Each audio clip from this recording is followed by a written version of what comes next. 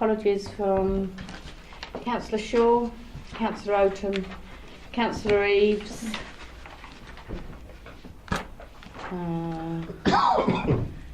Councillor Cooper. We're coming. And Councillor Sperring. And substitute members, we have Councillor Carol Weston. Welcome, Carol. Thank you.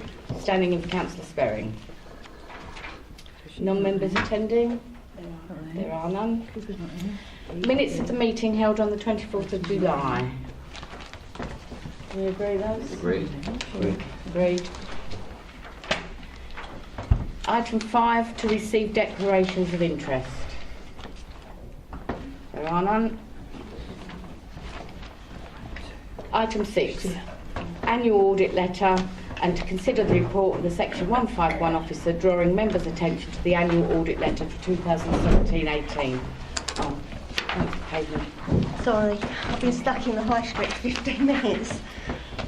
What I'll say at this stage is Chris Hewitt, the external auditor, has been stuck in traffic, so will possibly not be able to get here.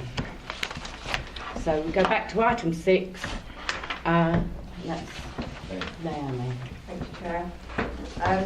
So the purpose of this item is to draw your attention to the annual audit letter, which is appended to the report. The audit letter summarises the findings of the 17-18 audit, external audit, which we discussed in some detail at the last audit committee meeting. So I wasn't planning to go into detail in terms of the findings of that report. Safe to say that obviously we were given an unqualified bill of health on our financial statements for year end, and there was no other substantial matters to report in terms of their findings. So the other purpose of the annual audit letter is to agree the final fee for the audit. So the report sets out both the original scale fee that was agreed for the core audit work, which was £47,657. Prior to the commencement of the audit, the external auditors have prepared a plan of their work, and as they did that, they identified some additional areas of work over and above the core work that they do every year. So there was already some additional fee associated with that, which we were expecting. And during the audit, they also found some other areas of testing work that they needed to do. So the final fee that they've arrived at is £64,154,000, which is obviously an increase above the original scale fee that was set out. So in terms of that, we've obviously been through with the auditors to make sure that we're happy that all the work that they've carried out we agree was necessary and proportionate. And the fee has also been through the public sector appointments committee to make sure that they're happy with that the additional work is robust as well. So we have accepted that level of fee, and it's just to note as well that the housing benefit subsidy audit is still ongoing, so there will be some additional fee associated with that work as well. And the scale fee for that is currently estimated at £8,184, but we are expecting there will be some level of additional fee associated with that as well, but that will be presented back to the next audit committee for approval. So the recommendation of the report is just to note the annual audit letter and the scale fee, but if anyone has any questions, then I'm happy to try and answer them. The £8,000 has already been budgeted for, hasn't it? Yes, that's correct. So the scale fee is the level that we were expected in the budget. So anything over and above that will be an additional pressure on the budget this year, but we can absorb that within our budget. Thank you. Councillor Sperry. Thank you, Chairman. Sorry, Griffin. There seems to be some a bit of a grey area around the business rates appeal valuations. Right. It doesn't seem as though there seems to be some difficulty moving What page are you information looking at, between. please? Sorry? What page are you looking at? 614. Considering it affects every single council in the country, the arrangement seems a bit grey. It seems to be a problem moving information around between the valuation office and the council. Yeah, so so there's a couple of things in terms of what the auditors have pointed out in terms of the appeals provision. So one, we changed our methodology in terms of how we calculate that appeals provision, but the auditors were happy with the approach that we took this year. But secondly, as you say, there's a sort of ongoing issue in terms of the valuation office, and it's historically been difficult to necessarily get up-to-date information in terms of where appeals are at from the valuation office, and that's an issue that many other councils are experiencing as well, and it's partly the reason they've redesigned the process and introduced the new check challenge appeal process, but that is still ongoing and we're not necessarily seeing all of the outputs of that coming through quickly at the moment. So I think there's an ongoing issue in terms of the timeliness and the accuracy of the information we get from the valuation office, but that has been raised with them, and I think, as you say, a number of other councils have raised similar issues as well. So that would be like a national approach to the problem? Yes, yes, that's correct, yes. Thank you. Councillor Hoy. Yeah, thank you. I just wanted to confirm that I'm understanding the fees correctly. The final fee of, I assume it's 2016, just realised myself it's got 200 and something, what numbers in there. Final fee on page 6.32 for 2016-17 was 55,526. That included additional work, presumably. It's not just the total, it's also additional work. No, that so was what was the scale fee, and then what was the additional work last year? Well, I haven't got that to hand, but it was reported to Audit Committee at the I just wondered, what I wanted to get a grip of was how we've got an additional fee of £16,500. I just wondered what it was last year, how much more work has been carried out. So I'm aware that I've got a feeling in my head it was probably about half of that, but I'm not sure. I don't think it was as high as 50% of the final fee. No. As I say, I don't have the actual figure for last year to hand, but we have reported that previously to Audit Committee. So I haven't got a problem. It was just for so I was trying to keep track of the differences. That was all. Okay. If I can get that to you. I can look it up myself. It's okay. Thank you. So are we quite happy to agree that, note that letter? Yeah? Agreed. Right, item 7, external auditors reports update. That's also, thank you.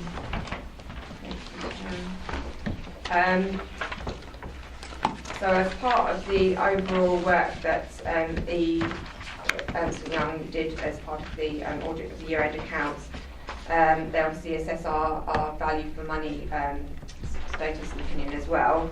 As part of that work, they identified some recommendations which they felt we should address. Internal audits then obviously monitor our progress against those recommendations during the course of the year, and what we've done is set out our response to some of those recommendations and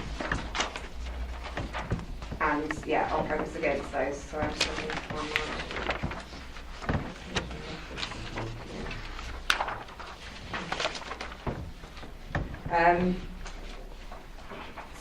The appendix to the report sets out EY's recommendations, our management's response, and the due date and where we are with those. So some of those relate to the MTRS process and our budget monitoring process, and we've put in place measures to make sure they're addressed through our regular budget monitoring and budget setting reports. They specifically asked us to put in some more sensitivity analysis when we set the budget around the achievement of our savings and some RAG rating status, which we've agreed to do. They further identified some areas in terms of our performance framework, which we've also agreed to address, and that was reported as part of the quarter 2 report, which went to executive in October. The third area where they identified some recommendations was in terms of the work we were doing on our Green Gateway trading company. They wanted to ensure that we've got a robust governance framework and evidence base for any further work we do in this area. And as part of the asset plans we are currently progressing through investment board, again we're seeking to make sure that all of those recommendations are addressed going forward. So in terms of page 7.6, there's a couple of other areas that they made recommendations. Firstly, VAT arrangements with sanctuary housing. There was an historic arrangement with sanctuary housing in terms of the VAT that was payable. I think as we reported at the audit committee in July, we haven't got the full audit trail of papers relating to that. And we have done some further investigation since then to see if we can establish those papers. Unfortunately, we're still not able to have a full audit trail of all those papers, but I think the risk level is low, given that Sanctuary's accounts have separately been audited and that they're satisfied with the arrangements that are in place. And Ernst & Young said that they would not be looking to investigate this area further in future, so I think they're happy for this matter to be let lie now that we've done all the work that we can to establish the right in place at that time. The final one is about, oh sorry, not the final one, the final one is about the debtors sub-ledger. The issue that was identified in relation to that was purely due to a timing issue, and we've agreed that we will make sure that the reports are run at the actual year-end date to avoid any issues in terms of reconciling those two ledgers at year-end, so that should not be an issue in terms of this year's accounts preparation. And the final one is about the level of controls and internal audit. I recommended that all the work in terms of the IT audit was put in place during 18-19, and we have again made plans to address that during this financial year, and that will be reported as part of the later report on internal audit progress as well. So that was the main findings in terms of the audit reports and our response to their recommendations. So again, if anyone's got any questions. The due dates, I know in the past a lot of the dates that were set were slipped badly, mainly because of staffing problems. Can we be fairly certain that these dates will be met in this coming year? Yes, so of the recommendations that haven't yet been fully implemented, I think we have a reasonable degree of confidence that the deliverable dates are achievable. Were that to change, we would obviously then report that back to the committee at a later date, but I've got no reason to think that these are not deliverable at this present time, so we're fairly confident they can be delivered. Yeah. Okay. Councillor Shaw. On 7.6, the VAT arrangement with Sanctuary Housing, it's got 352,992. Sorry, 351,992. Yeah. Are we getting that money back from Sanctuary? Have you got a date when that will be paid? Yeah, so as Please. per the management response, we have, so that was purely a timing issue over year, and we've got the monies now, so Okay. we've received that amount of money. So it's more about you just establishing what the original sort of agreement was, but we've got, in terms of the actual payment of the money, they've been received in this financial year. Thank you. Thank you. Any? Yeah, thank you. I just wanted to ask about on 7.3 leading on to 7.4. It's mainly on 7.4, which is about local authority trading companies. It's about the guidance for project management of complex capital projects. So this may be prior to them going into Green Gateway trading development. They could be via the investment board, for instance, presumably. I just wanted to know whether the our auditors were satisfied with the response that as we do not undertake sufficient volume of complex capital projects, we don't need to put in place specific RDC guidance. Just because we don't do sufficient, I'm a bit concerned that we could potentially be doing quite large, and they will still be quite complex to some degree, and certainly complex for us as a small council.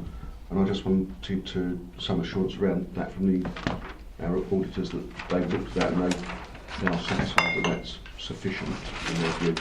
So at the moment, this is our internal response. Yes. An internal audit of sort of indicated Sorry, there. yes. External audit will be sort of really looking at any areas of concern or recommendations they made as part of this year's audit. So if they had any concerns, then they would be raising that through the 18-19 audit. But obviously the internal audit response. So just to be clear,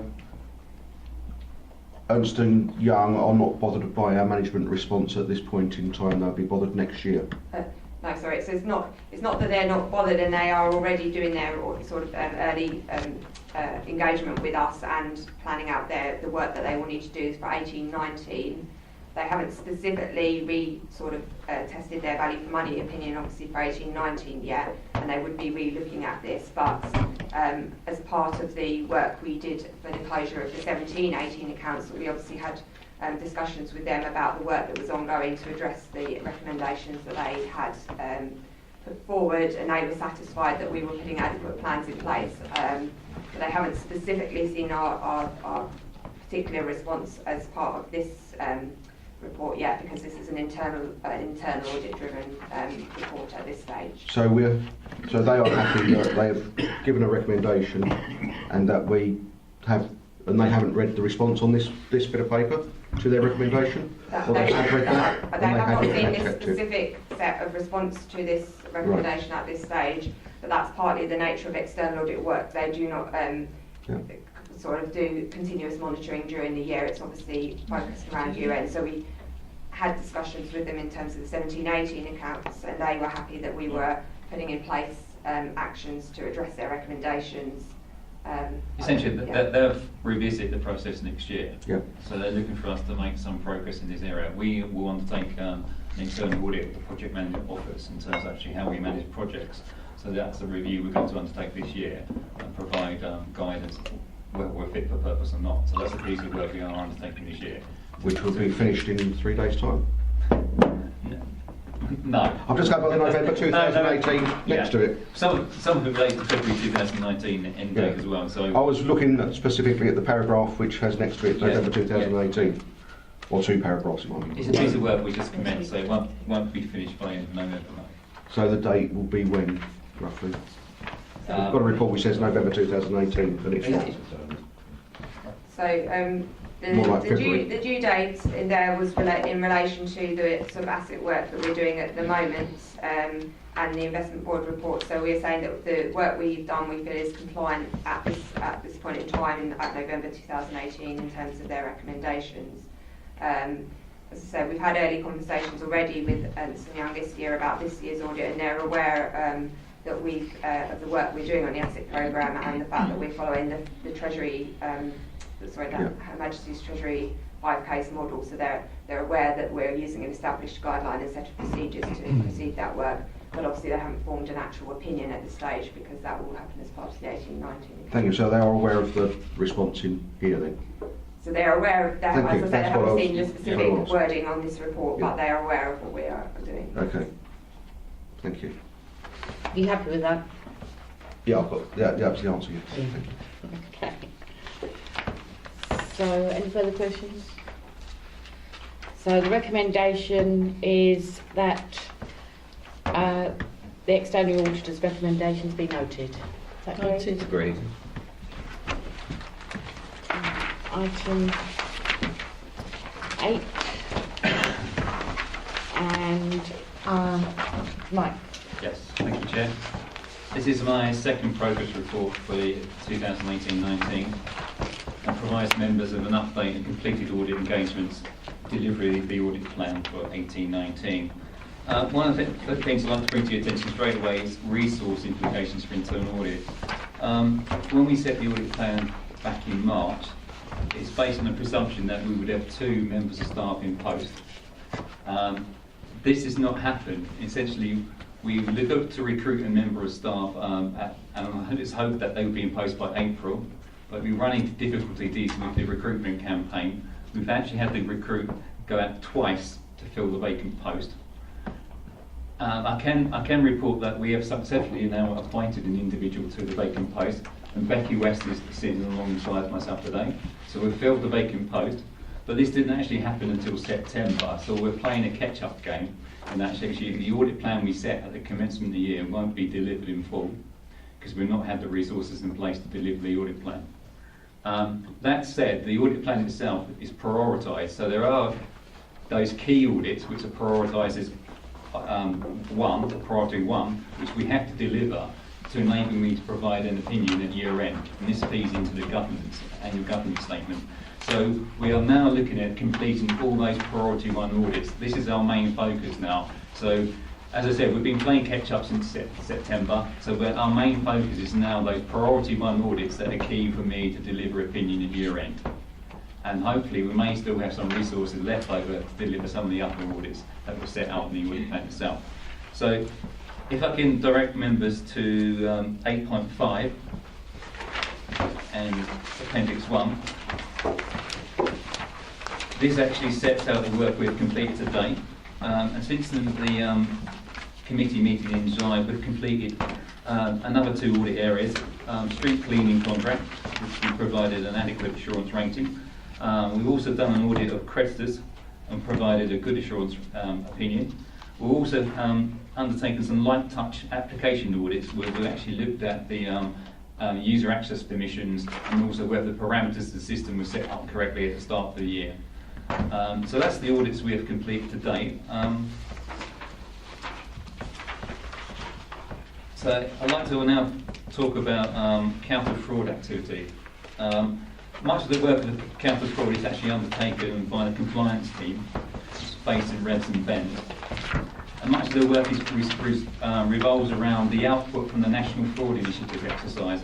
The National Fraud Initiative exercise is where we supply the National Audit Office with a number of data sets, and all they do is match all these data sets and then report back to us the results. And this basically indicates possible fraud. We are then required to look at the results and confirm whether they are fraudulent or not. There are 2 main exercises in relation to the National Fraud Initiative.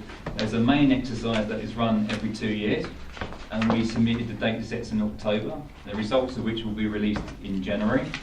There's also an annual exercise which matches the electoral register with council tax information, and the major results that are coming out of that is single person discount, where a person may have fraudulently claimed single person discount by saying, I am the sole occupant of this property, but in reality there's 2 or 3 people living in the property.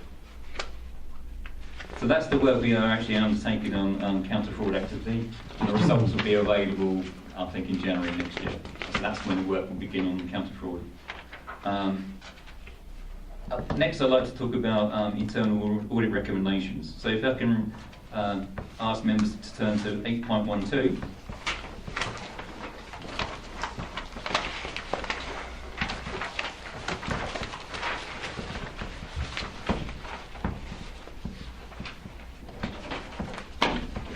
One of the things I could state here, actually good progress has been made since the last committee meeting in July. We've cleared another 30 recommendations.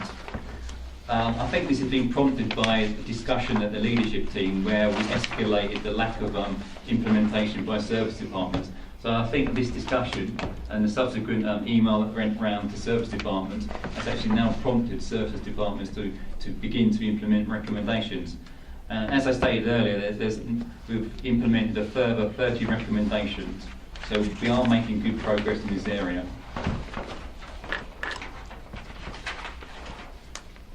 I think I'm quite happy to take any questions now. Any questions?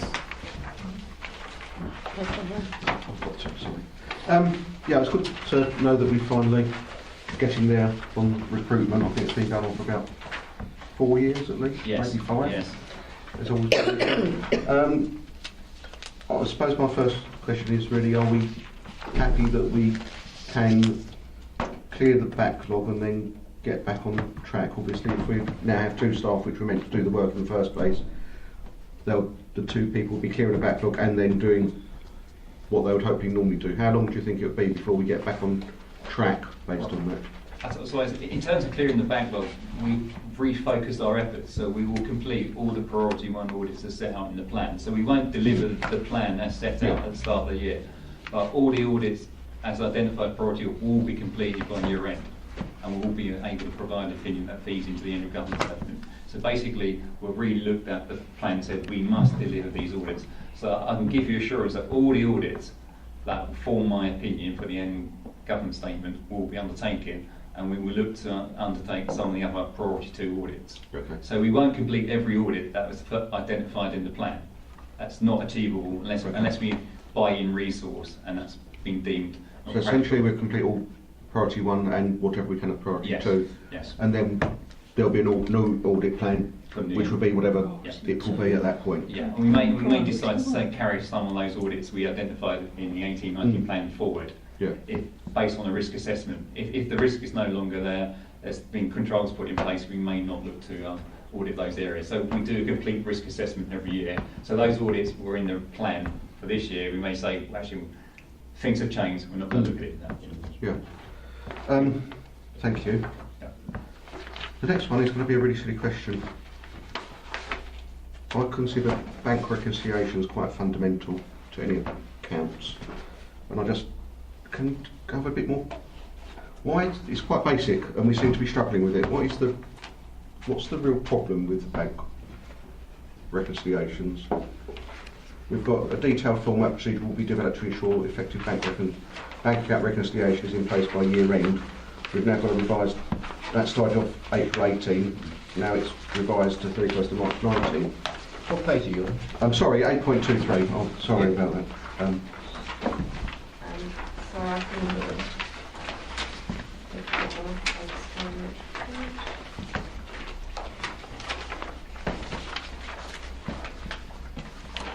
Yeah, so I mean, I agree that it's a core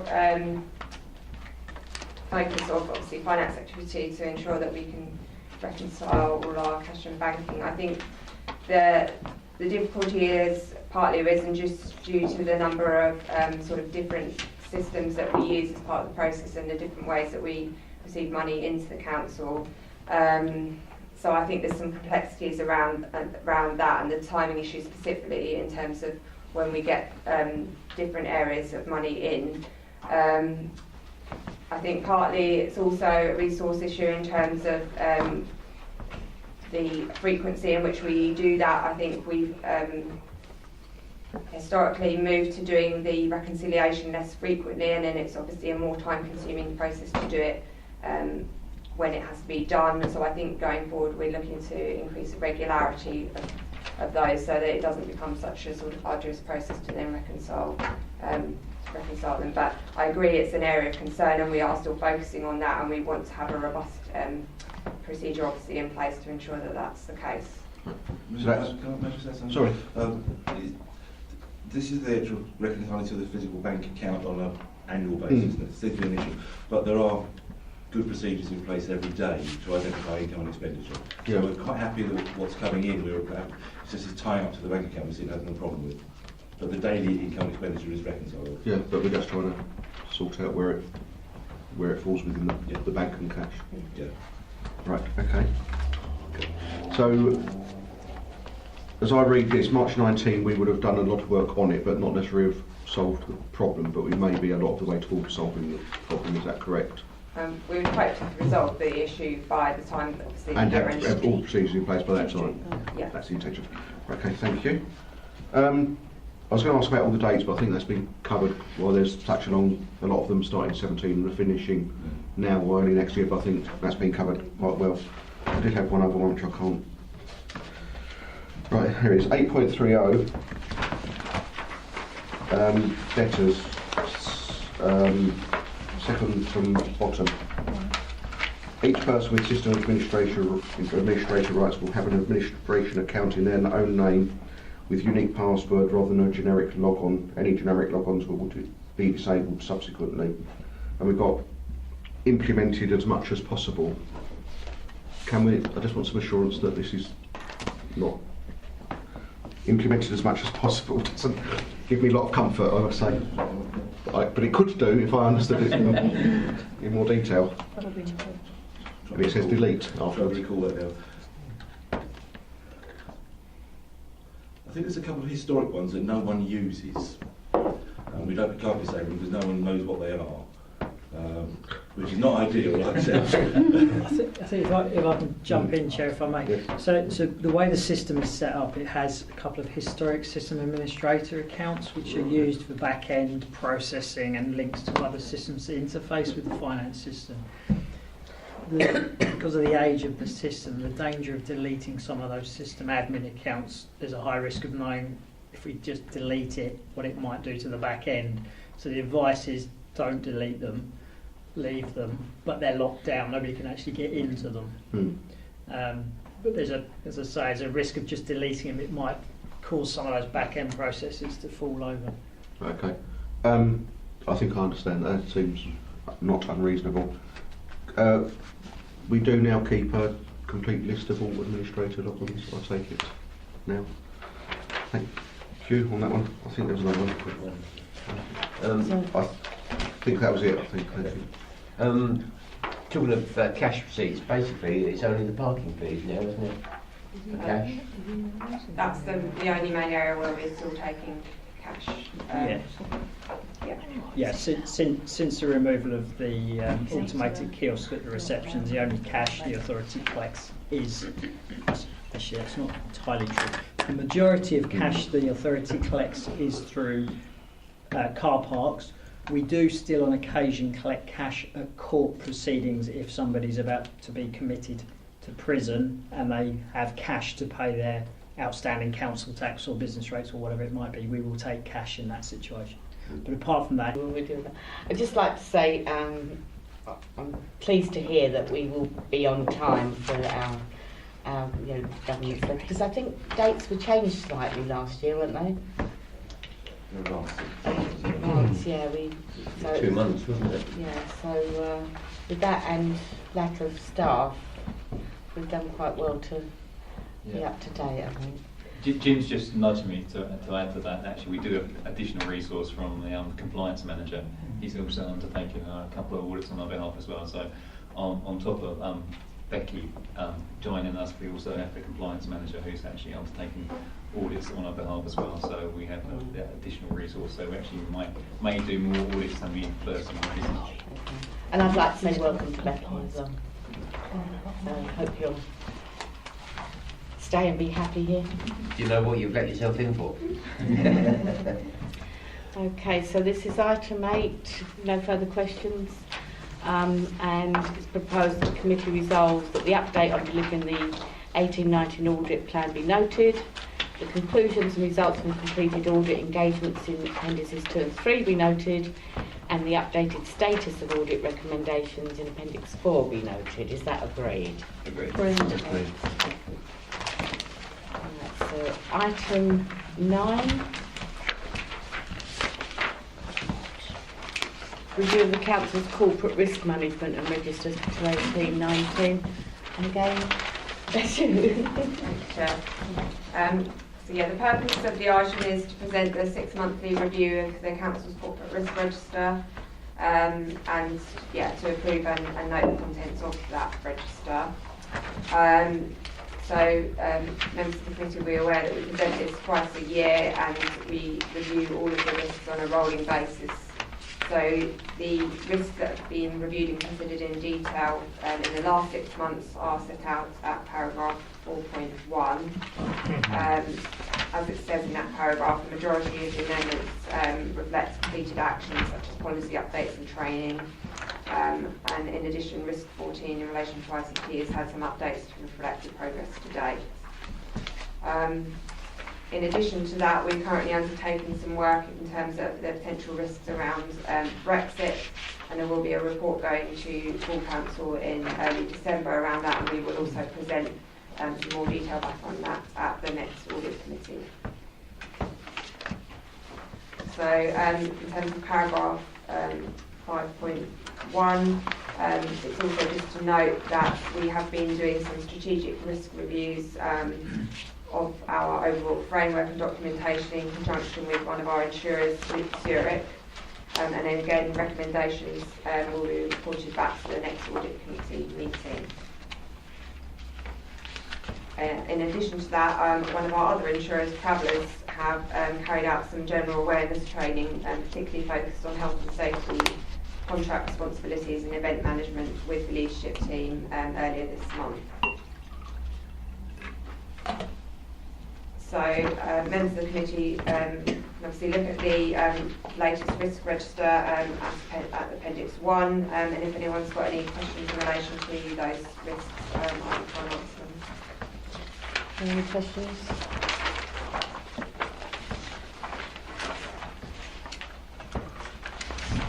You're all happy with that, are we? Yep. Yeah, I know. Oh, Councillor High. It's just some page 9.8. We failed to respond to or provide relevant services in the event of an incident or disaster. I know there wasn't a disaster, but I think the first one on the principal impact or consequences is loss of internal or public IT services, which did happen to us earlier this year, which did impact on us. I know in hindsight it's easier to judge this, and it doesn't mean everything becomes a higher thing just because something happened. I'm aware of that. But I'm concerned that the quality of controls is down as good, but to me they clearly failed. Am I wrong in that? In what sense are they good? Or in what sense does my perception of the controls failing, how does that link to the fact that they're good? In my view, they obviously it was a failure somewhere of the controls because the.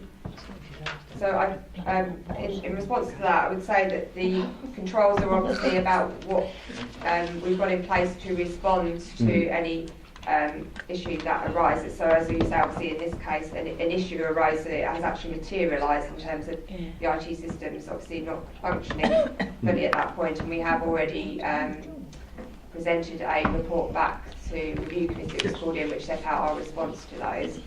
So obviously we had plans and controls in place to deal with that, including sort of business continuity plans, alternative response arrangements in terms of using other methods of communication, etc. So I accept the point that we need obviously to look at those controls again to make sure that they are robust, but I wouldn't necessarily accept the sort of premise that the actual control measures in place failed. I accept there was a loss of IT functionality, which we have, as I say, reported back separately to the relevant committees, and there is further work we are doing to make sure that those controls are robust in the future. So yeah, I think that's all I would probably say at this stage. I think some of that was lack of information from the previous supplier, wasn't it? Yeah, so I think for the purposes of this committee, I probably wouldn't want to, and as I'm not best placed to respond to all of the detail in terms of what actually caused the issue. I think, as you said, we've sort of addressed the causes and the response to the IT failures in a separate report, and I think any further work that's ongoing in terms of audit recommendations and controls will be carried out over the next 6 months and reflected and reported back to this committee in due course. But I don't really want to sort of get into all of the detail about what actually caused the issues, because as I say, I'm not the best placed sort of officer to respond to that level of detail at this meeting. I think also, if I may, Chair, I think that this particular risk is relating to an incident, a major incident or disaster within the district itself, not per se the council directly. So where the quality of controls, it does mention about loss of internal IT, probably also covers our out-of-hours emergency response in terms of disasters and emergencies as a whole for residents. If I just may come back on that very quickly, I absolutely agree, and that's why I did say it does relate not specifically to loss of IT or public IT services, but it does mention that. and it mentions out of hours response arrangements, and it mentions IT restoration and cover facilities. I've written those as well as the emergency plan and business continuity plans, all of which should relate to having an up and running IT system, telephone system, email system very quickly, which I think the quality of controls says good. I think it showed that it may not have been good, and if that's coming back to this committee, that's fine. I think it's That's a one thing I- fair point to look at again. I think obviously the timings of this slightly overlap with actually the sort of fallout of those issues and us looking at the responses to those. So I think there's been a little bit of an overlap in terms of the timings of this report and the other report. I just want to get across, I think that you've said it's coming back, which is what I wanted, because I think it probably identified that there might be an issue there or a problem there which may need looking at it further or in more detail. There are reports going into review committee as well, aren't I've there? seen it, And after that's been established and we've looked at the details of that, perhaps we would be looking at our controls again to make sure that they are still remain robust and good. Yeah. So as part of the that report, we will be looking at the controls that are in place, and then the risk register, and would be updated accordingly to add any additional control items that we need to include. Thank you. Just one question. The out of hours service support, is that provided through Brentwood District Council? No, It was through Basildon Council. It was through Basildon, it's now through tendering. Tendering, right. Fine, thank you very much. Okay, so if we're all happy with that, so can we note the content of the corporate risk register to 2018-19? Agreed.